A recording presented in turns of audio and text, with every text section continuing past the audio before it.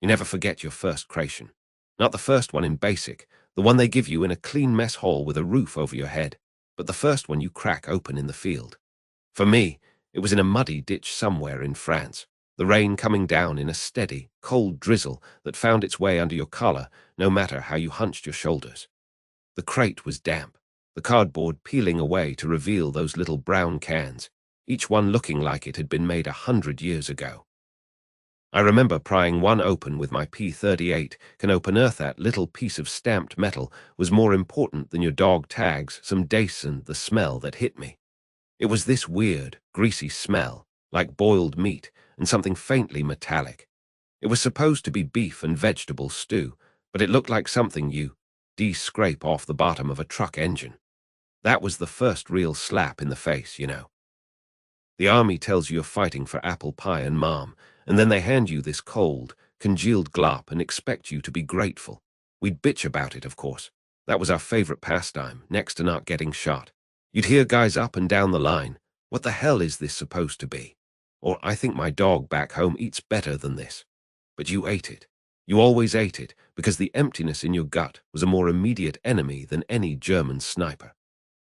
That hunger was a constant companion, a dull ache that sat right in the center of you, reminding you that your body was just a machine that needed fuel, and not very good fuel at that. So we'd trade.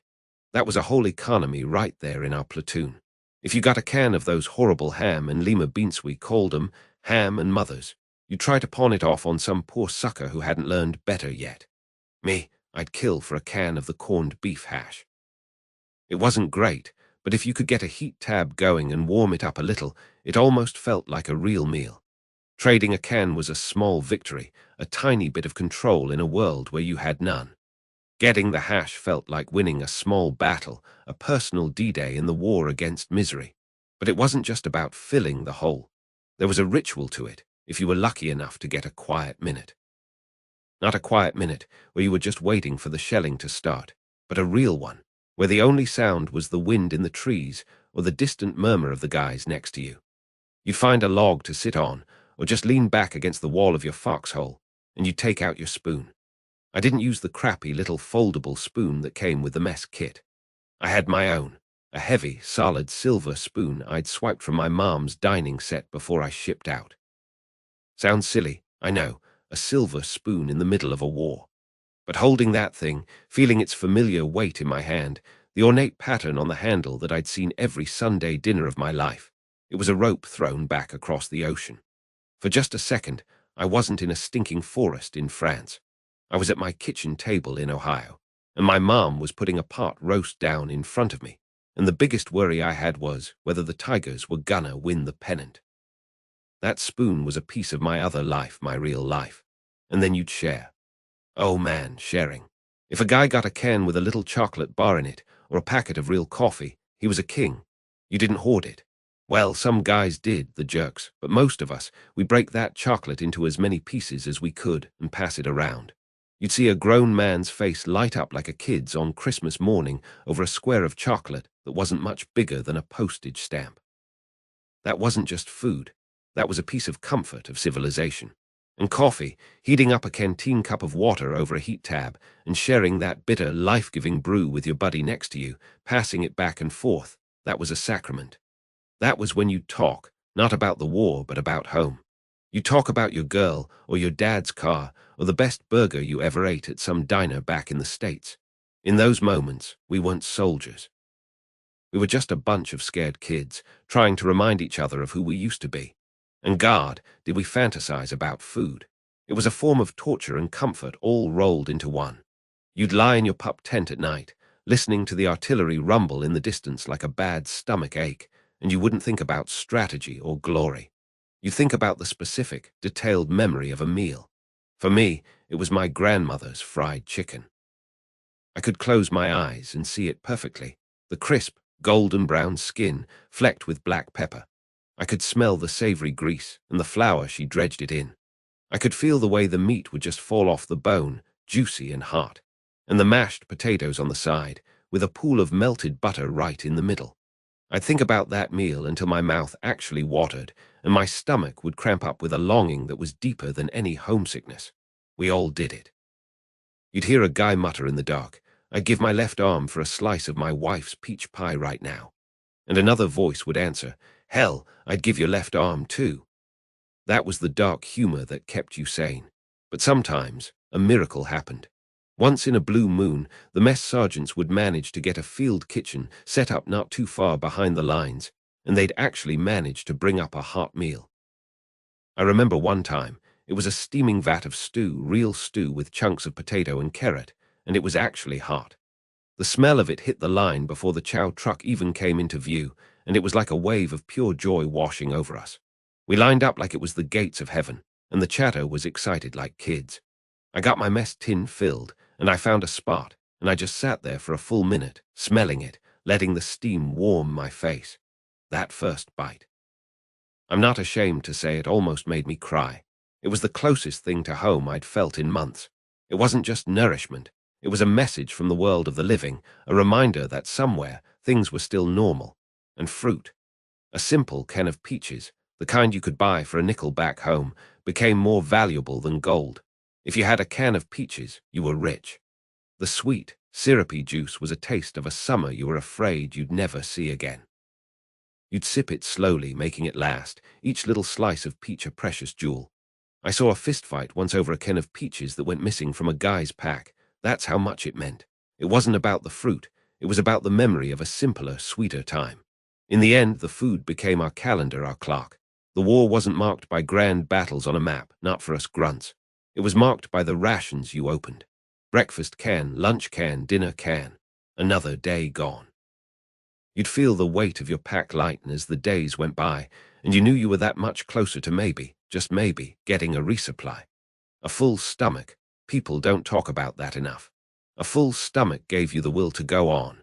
When you were empty, cold, and hungry, the fear could just consume you. You'd think about giving up, about just lying down and letting it all be over.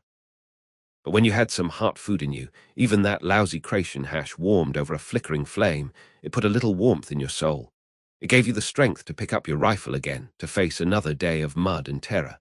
You realized that survival wasn't some grand, heroic thing.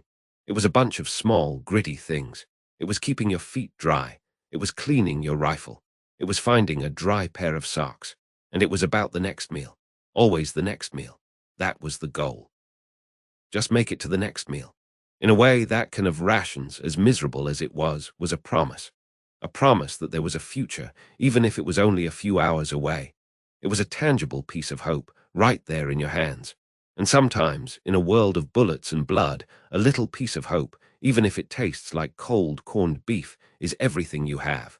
You get to know a man you never meet, not by his face, but by his habits. Out there on the line, in the mud and the stink of your own fear, you learn the rhythm of the other side like you learn the cough of your own machine gun. It starts with the harassing fire, the Schnellfeuer from their MG-34s that wasn't meant to hit you, not really. It was just to remind you they were there, to keep your head down, to ruin your sleep. You could tell the difference, see, between that and the real thing. The real attack started with a whistle you didn't hear, a feeling in the air before the shells even started falling, a tension that made the hair on your arms stand up. But the day-to-day stuff, that was just background noise, like a terrible, deadly music you had to live with. And in that music, you found a kind of understanding, an unwritten rule book. We never talked about it with the officers, you didn't dare, but the fellas in the hall with you, my buddies like Jimmy and Dutch, we knew, we all knew. The first time I really felt was maybe a month into holding this godforsaken stretch of Italian countryside. The rain had been coming down for days, turning the trench into a cold clay soup that sucked the boots right off your feet. You'd hear a cough from the German lines, maybe 200 yards away across a field of cratered mud and rusted wire. Not a loud, aggressive cough, just a wet, miserable one. And then, a minute later, one of our guys would answer with a cough of his own. It was like we were telling each other, "Yeah, I'm here too. This is hell for both of us." You started to recognize voices. There was one German, we called him Heinrich, for no reason other than it sounded right, who had a deep, rumbling voice. He'd shout something we couldn't understand, but it wasn't angry. Sometimes it sounded tired, just like Sergeant Miller's voice sounded tired when he told us to check our ammo.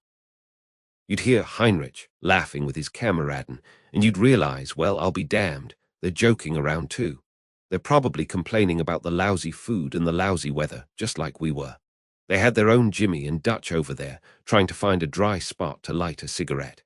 And then there were the truces. Not official ones, no white flags, nothing like that.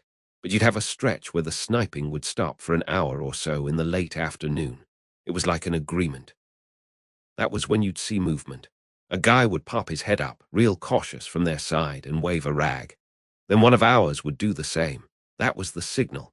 That was the time to go out into no man's land and collect your wounded if there were any from the morning's nonsense. You'd see them doing the same, these grey-clad figures moving slowly, dragging their own broken boys back to safety. Nobody shot. Nobody even raised a rifle. It was the one sacred thing, I think. You didn't shoot at medics. You didn't shoot at a man helping a wounded comrade. And you sure as hell didn't shoot at the latrines. That was another one of those unwritten rules. A man deserves a moment of peace, even if it's just to squat over a stinking hole in the ground. You'd see a guy make the walk to the rear, carrying his shovel, and you knew where he was going. You'd look the other way. They did the same for us. It was a respect for the shared suffering, a tiny flicker of humanity in all that filth. The worst was the artillery barrages that hit both sides. Ours would fall short sometimes, theirs would overshoot. When those big shells started coming down, it didn't matter what uniform you wore. The earth shook the same. The concussions felt the same in your chest. The terror was exactly the same. You'd be hunkered down in your hole, praying to a God you weren't sure was listening, with the world exploding around you, and you knew that in his hole over there, some German kid my age was doing the same thing, praying to his God, smelling the same cordite and dirt, feeling the same helplessness. In those moments, there were no enemies, just men waiting to see if the next one had their name on it. That fragile peace, that strange brotherhood of misery, it couldn't last. It broke in two ways. First, with the replacements. We get fresh-faced kids straight from the States, full of fight and propaganda, who hadn't been out here long enough to learn the rhythm. They hadn't heard Heinrich cough. They didn't know about the afternoon understanding. This one kid, Ellis, he was maybe 19, all piss and vinegar. He saw a German stand up to stretch his legs during a quiet period, and Ellis took a shot. Missed by a mile, but the sound of that single rifle shot was like a slap in the face.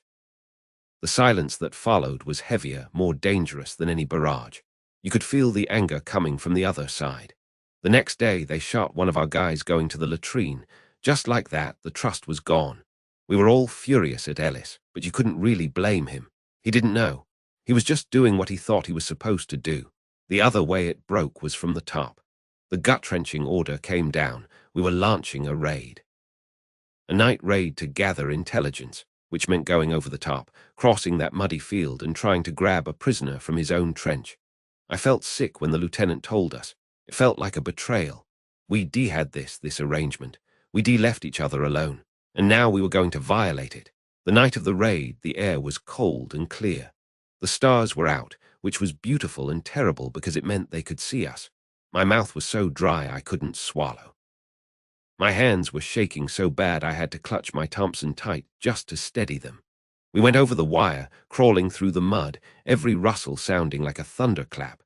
I could smell the damp earth, the coppery taste of fear in my mouth. We got close, real close. I could see the glow of a cigarette in a forward post, and then all hell broke loose. They were waiting for us. Maybe they'd sensed it. Maybe their officers had gotten the same kind of order. Flares went up, turning night into a blinding, ghostly day. The machine guns opened up. The rat-a-tat-tat of their MG-42, the one we called Hitler's Buzzsaw, was deafening. It was a sound that tore the air apart. In the chaos, I saw Jimmy go down, just a dark shape crumpling into the mud. Dutch was yelling, dragging me back. We scrambled, crawled, ran back to our own lines, leaving who knows how many behind. We didn't get a prisoner. We just got a lot of good men killed.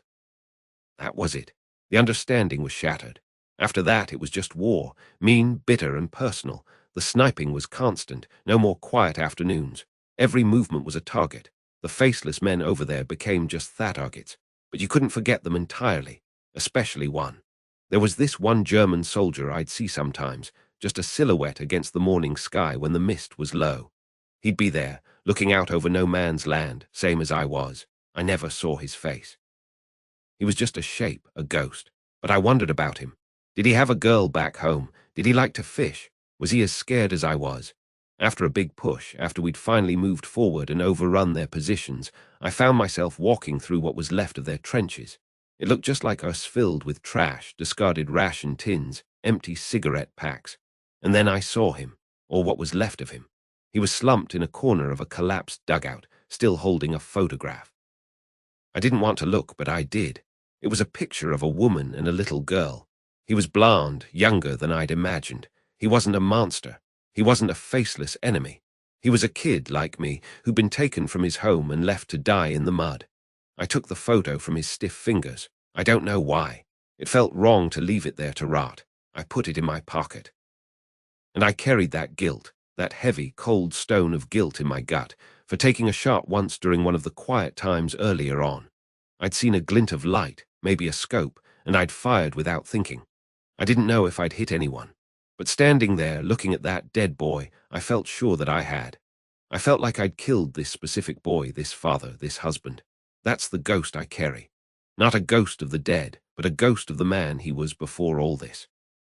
A reminder that on the other side of that wire, there wasn't some abstract idea of the enemy. There were just men.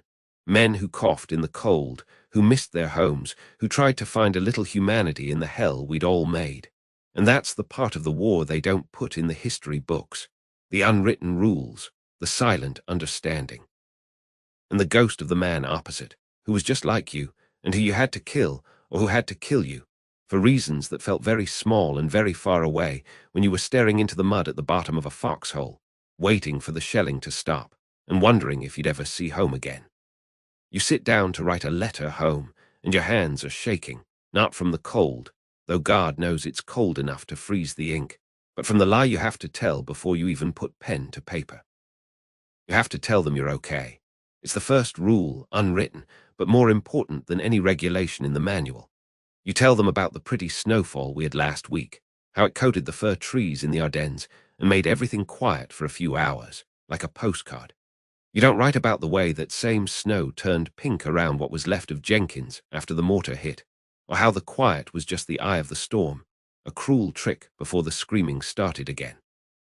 You tell your mother the food is hearty, that you had a hot stew just yesterday. You don't describe the reality. A lump of frozen bully beef you have to thaw against your chest, chewing on a hardtack biscuit so full of weevils you tap it on your helmet first to evict the little buggers, pretending the extra crunch is just pepper. You write about your comfortable quarters, how you're billeted in a sturdy farmhouse. You don't say the farmhouse has no roof, no windows, and the only thing living in it besides us is the smell of death from the barn where the animals lay bloated and stiff. You promise her you're safe, that you're keeping your head down. You don't write about the constant, gut-churning terror that is your new normal, the way you flinch at every distant crump of artillery, the way you've learned to tell the difference between the incoming and outgoing shells just by the sound of the whistlier skill you never wanted to learn. You sign it with all my love, and you draw a little smiley face, because that's what your kid sister would expect, and you feel like the biggest fraud in the whole damn war. But the truth has to go somewhere. It festers inside you, a poison that needs draining. So you find a scrap of paper, maybe the margin of a stale newspaper, or the back of a map you don't need anymore, and you write the real letter. This one isn't for mailing. This one is just for you, a confession to the emptiness. You write down the fear, you spell it out. I am so scared, you write, and the words look childish and inadequate. I've never been this scared in my life. My hands won't stop shaking after a firefight. I threw up this morning just from the noise. You write down the names. Not just the names of the buddies who bought it, but the names of the guys who cracked, too. You write PVT. Michael Jenkins, Kansas City, shrapnel. But you also write SGT. O'Malley cried like a baby last night in the foxhole. No one said a word. We just pretended not to hear. You need to remember this, all of it, the heroes and the broken, because it's all true, and if you don't write it down, the army will just list them as casualties or battle fatigue, and that's not who they were. You describe the sounds that are burned into your brain, not the big booms, but the little ones. The wet, sucking sound your boot makes when you pull it out of the mud that's mixed with things you don't want to think about. The high-pitched whine of a sniper's bullet passing just inches from your ear. The awful, endless moaning from a wounded man caught in Naaman's land that goes on for hours until it just stops. And the smells. Lord, the smells. You try to put them on paper. The cordite that hangs in the air after a barrage, sharp and acrid. The sweet, cloying, rotting smell of death that gets in your clothes, your hair, your nostrils, a smell you swear you can still taste weeks later. The smell of cold mud and unwashed men and fear sweat. You write it all down, your hand moving fast, desperately, like if you can just get it out of you and onto the paper, it might loosen its grip on your soul. Then you read it over. You read your own frantic scribble, the raw, unvarnished terror, the catalogue of horrors. And you see your mother's face. You see her reading this at the kitchen table, her hands trembling just like yours, the color draining from her face. You see your father trying to be strong for her, but his eyes crumbling as he reads about his son living in a world of such filth and brutality. You realize that sending this letter wouldn't be sharing the truth. It would be an act of cruelty. It would be dropping a bomb on your own home. It would transfer your burden onto them, and they are powerless to help. They just have to carry the weight of your fear on top of their own. So you make a decision. You can't send it. You fold the scrap of paper, then fold it again and again until it's a small, thick square. The little cook fire is going, a can of water boiling for coffee that will taste like tin and dirt. You hold the paper over the flame. It catches quickly, the edges curling black, the words "I am so scared" vanishing into smoke. You drop it into the fire and watch it become ash. You stir the ashes with a stick, and then you pour the water over the grounds. There's a strange feeling then, a mixture of relief and profound loneliness. The relief is that the truth is safe, contained, that you've protected them. The loneliness is knowing that you are now the sole keeper of this awful secret, that a part of you is now forever separate from the world you left behind. You drink the coffee. It's bitter. It's always bitter. But that unsent letter, even though it's ash, shapes everything that comes after. When you sit down to write the next letter, the one you will actually send, you find yourself writing differently. You still lie, but the lies are softer somehow, more thoughtful. You don't just say, "I'm fine." You find yourself writing, "I'm thinking of you all the time and it keeps me going." It's not the whole truth, but it's a piece of it. You promise yourself, in that moment, certain phrases you will say if when you make it home. You won't talk about the battles or the glory. You'll say, "The sky back home is a different color blue than over here." Or, "I never thought I'd miss the sound of rain on a quiet roof so much." You'll say to your mother, "Your cooking is the best thing I've ever tasted," and you'll mean it in a way you never could have before. You make a silent vow that if you get out of this hellhole, you will never take a hot shower, a clean bed, or a silent night for granted ever again. And you cling to a tiny, fragile hope, a hope that feels dangerous to even entertain, that someday, years from now, the war will be a memory, and you will be sitting somewhere safe and warm, and you will be able to speak the truth aloud. Not the whole truth, maybe, but pieces of it. You'll be able to say, "It was hard," and have those 3 words carry the weight of all the unsent letters, all the ash, all the weight you carried in your pocket, next to your heart, all alone. They told us in training that a medic's job was to save lives, that we were non-combatants, that our Red Cross armbands would be respected. They told us a lot of things back in Texas, shuffling around in the dust with fake bandages and splints made of sticks. But they never told us about the first man who would die right there in front of you, with your hands on him, with your own breath mixing with his last. His name was Mikey from Chicago, and he had a laugh that could crack ice.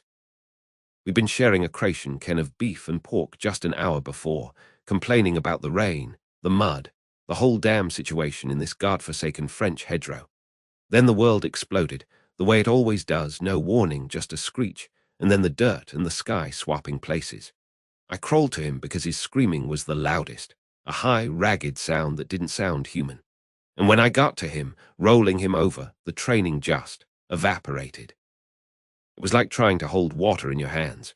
There was a hole in his side you could put your fist into, and the blood wasn't just red. It was dark, almost black, and it had a heat to it that seeped right through my uniform shirt. I fumbled with my pack, my hands shaking so bad I could barely undo the buckle, and I'm tearing through it, looking for the big compress, the one they said would stop anything. But all I could find were the small ones, the useless little squares of gauze. I shoved a whole bundle of them into the wound, pressing down with all my weight, leaning into him, my face inches from his. And I'm telling him, Mikey, you're gonna be fine, just hold on, you're gonna be fine. But his eyes were wide, looking right through me, looking at something I couldn't see, and he kept saying, Ma, Ma, over and over. I could feel his heart beating under my palms, a frantic, fluttering thing like a bird caught in a sack, and then I felt it stop. Just stop. 1 second it was there, a thumping against my hand, and the next it was just stillness. And the failure, oh God, the failure was a physical weight. It crushed me right there into the mud. I'd failed. All the lectures, all the practice, all of it was for nothing because I couldn't plug a hole in my buddy's side. That's when I knew. This wasn't training. This was the real article, and the real article was a nightmare. After that, it was just a blur of noise and pain. You learn real fast that you can't save everyone, no matter how much you want to. You have to make choices, horrible, gut-wrenching choices that no man should ever have to make. That's what they called triage, a fancy word for playing guard with a stethoscope. You'd move through a field after a barrage, the smoke still hanging thick in the air, smelling of cordite and burnt earth, and you'd listen. Under the moaning and the crying, you'd listen for who was quiet, who was screaming, who was just whispering. The ones screaming, you went to them first, usually. The quiet ones, sometimes it was too late for the quiet ones. But then you'd see a guy, maybe his leg was gone, just a mess of shredded wool and bone below the knee, and he'd be screaming his lungs out, and you'd know you could probably stop the bleeding, get him back. But right next to him would be another fella, not making a sound, just staring up at the sky with a little trickle of blood coming from his mouth.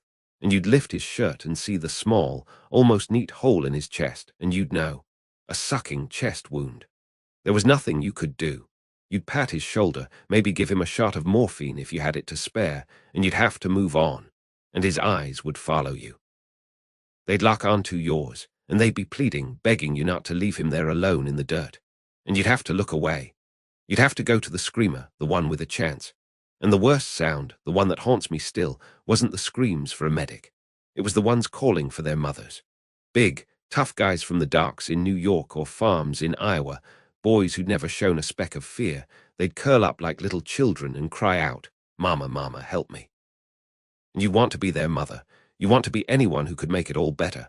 But you were just a kid yourself with a bag full of bandages, and all you could do was try to stop the red from leaking out. Your hands, they stop being your own. They become tools, stained and cracked, and forever feeling things they shouldn't.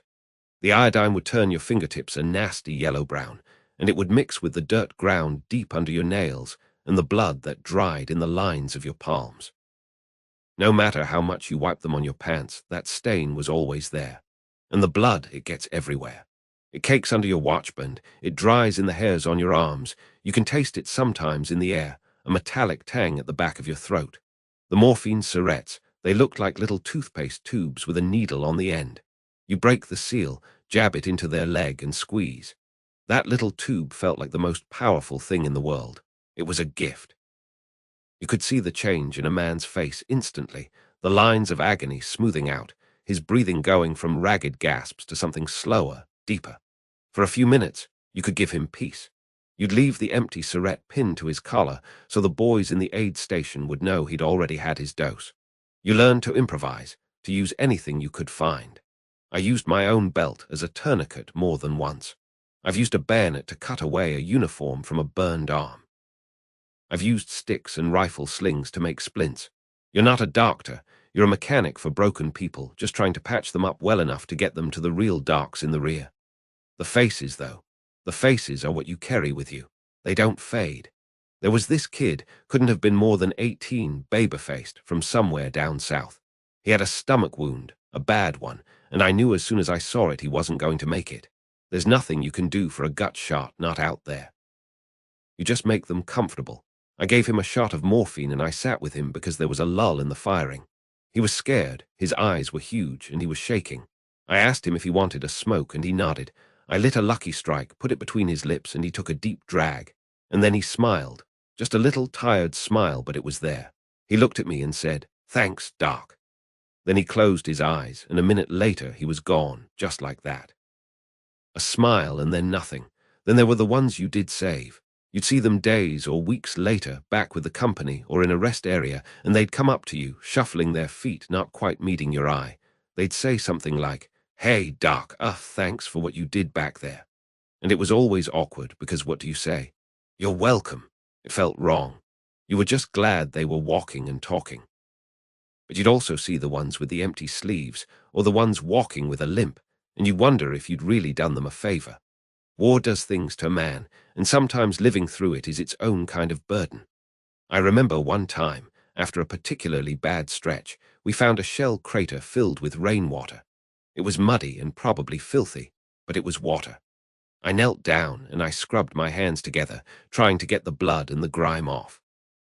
I scrubbed until my skin was raw and pink, but when I pulled them out, I still didn't feel clean. It was like the dirt, and the death had soaked right in, past the skin, into the bone. You never feel clean again after something like that. You go through the motions, you eat your rations, you try to crack a joke with the other guys, you write a letter home telling your mom everything is fine, but inside you're different. The boy who boarded the troop ship is gone, and what's left is this tired old man who knows things he wishes he didn't. It wasn't about grand ideas or flags on a map. It was about the man next to you. It was about the weight of a body when you had to drag it to a collection point. It was about the taste of cold coffee from your canteen mixed with the taste of fear. It was about trying to find a moment of quiet, a moment where the only thing you could hear was your own heartbeat, and praying it would keep beating long enough for you to see home again. That's all any of us wanted, really, just to go home. And you did whatever you had to do to make that happen, for yourself and for the guy in the next foxhole. You patched him up, you shared your cigarettes, you told him it was going to be okay, even when you both knew it was. That was the job. That was the war. See them coming down the road, a line of clean boys in clean uniforms, and it's like looking at a ghost. Your own ghost from a year ago, maybe less. Their M1s are still slick with cosmoline from the crate, their helmets don't have a single scratch, and their boots still smell of Nebraska or Ohio or some other place that's just a name on a map to you now. They've got that look in their eyes, a mix of scared and excited, like kids on the first day of deer season, only the deer shoot back with artillery. They cluster around us, the old hands, the ones with the 1,000-yard stares and the filth ground so deep into our uniforms it's part of the color. They ask the questions, always the same questions. "Hey, Sarge, you killed many Krauts." One of them pipes up, a kid with a face so young it doesn't even need a razor yet. He's practically bouncing on his heels. I just grunt and look past him, my eyes on the tree line across the field. You don't answer that. Not really. You give him some line, something vague like, enough to keep him honest. But the real answer is a number you keep locked in a box in your head, a number you don't take out and look at, not even when the liquor is flowing. Because once you start counting, you can't stop, and then you start seeing the faces that go with the numbers, and that's a road that leads straight to the nut house. The painful knowledge sits in your gut like a cold stone. Half these kids, a lot of them, won't last the week.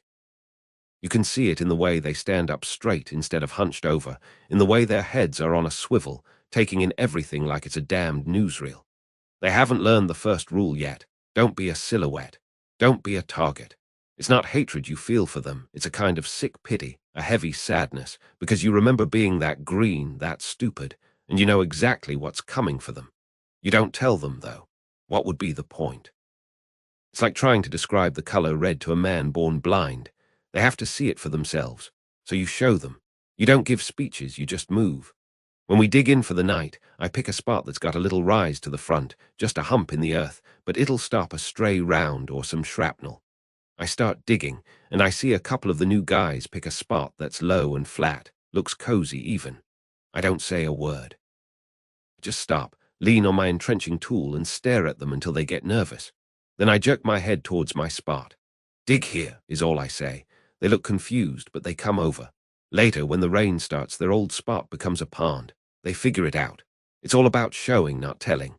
Another kid, his name was Jimmy, I think, was shivering, his teeth chattering because his socks were soaked through from a creek crossing. I had a dry pair, the last dry thing I owned, rolled up in my pack. I didn't make a big deal of it. I just tossed them to him. "Here," I growled, "feet rot off, you're no good to anybody." He looked at me like I'd given him a bar of gold. It wasn't kindness, not really. It was practicality. A soldier with trench foot is a liability. He's a man you might have to carry. Everything is about survival, about making the guy next to you a little more likely to survive, which in turn makes you a little more likely to see tomorrow. The most important lesson is the sound. You take them to the line when it's quiet, or as quiet as it ever gets, and you just listen. Hear that, you say. At first they hear nothing, then a faint thump miles away. That's an 88 firing, you say. You got about 10 seconds. You count it down in your head. The whistle starts faint, then builds to a screaming tear in the sky that feels like it's right inside your skull. Then the crash, they jump. You don't even flinch. That one was for somebody else, you say. But the one that's for you, you won't hear it at all. That's the truth. The shell that kills you, you never hear the whistle. After a while, something in you hardens. It has to. You stop learning their names right away. It's a defense mechanism, pure and simple. Why get to know a guy, share a picture of his girl back home, hear about his mom's apple pie, if he's just going to be a red mist and a memory by tomorrow afternoon? It's easier to think of them as the replacement from Iowa or the kid with the glasses. The grief accumulates, see. It's like mud on your boots. At first, you try to scrape it off, but it just keeps building, layer after layer, until it's so heavy it takes all your strength just to lift your feet. So you stop scraping. You let it cake on. I remember one of them, a eager beaver. He stood up on the parapet to get a better look through his binocs. I yanked him down so hard he fell on his ass. "What's the big idea, Sarge?" he whined. I pointed to a dark, rust-colored stain on the sandbags right where his head had been. "The last guy who stood there," I said, my voice flat, empty. "His name was Miller. He thought he was invincible, too. Now he's on his way home in a mattress cover." The kid's face went white. He didn't say another word, and in that moment I caught a glimpse of myself. I saw the grim, distant veteran I used to look at with a mixture of awe and fear when I first landed. The guy who seemed less like a man and more like a part of the war itself, worn and unforgiving. I had become that guy. The realization didn't shock me. It just was. It was the price of admission for still being here. And it takes you right back, doesn't it? Back to when you were the one with the clean uniform. For me, it was landing in Naples. The war was still an adventure then. We thought we were John Wayne. We were gonna whip the Krauts, be home by Christmas, and have some great stories to tell the dames. I remember me and my buddy, Charlie, we bunked together in basic. He was from Brooklyn, a wisecracking guy who could make you laugh even when the rain was coming down in sheets. We'd sit in the troop ship, playing poker for matchsticks, talking about what we'd do when we got back. He was gonna open a garage. I was gonna. Hell, I didn't know what I was gonna do, but it was gonna be great. We were invincible. That feeling lasted about as long as a snowball in hell. Our first real action was a place called the Rapido River, a damned river. The brass wanted a crossing. It was a slaughterhouse. The Krauts were dug in on the high ground, and they had every inch of that river zeroed in. The noise, God, the noise. It wasn't just loud, it was physical. It punched you in the chest. The air tasted like cordite and mud. We went in at night, the boats feeling flimsy as paper in the water. The second the first boat hit the water, all hell broke loose. Tracers lit up the night, beautiful and deadly, like fiery fireflies seeking you out. The machine gun bullets made a zip-zip-zip sound as they hit the water around us. Then the mortars started. The first blast lifted our boat right out of the water. Cold, muddy water everywhere. Men screaming, not cries of pain, but screams of pure animal terror. We scrambled for the far bank, what there was of it, just a muddy slope. We were pinned down. Dawn came, a grey, sickly light that showed you the whole nightmare in full color. The river was red. Bodies were caught in the reeds, bumping gently against the shore. That's when I saw Charlie. He'd made it across, but he was lying face down in the mud. I crawled over to him, my heart hammering against my ribs. "Charlie," I said, shaking his shoulder. I rolled him over. His eyes were open, staring at the grey sky, but there was nothing there, just nothing. A piece of shrapnel had caught him in the throat. There was no grand last words, no dramatic goodbye, just a boy from Brooklyn, dead in the Italian mud. I remember I couldn't cry. I just felt hollowed out, empty, like somebody had taken a scoop and carved out everything I was inside. That was the moment the adventure ended. That was the moment the war became real. That naive kid who landed in Naples died on that riverbank with Charlie. Some other guy got up and walked away, a harder guy, a guy who understood the score.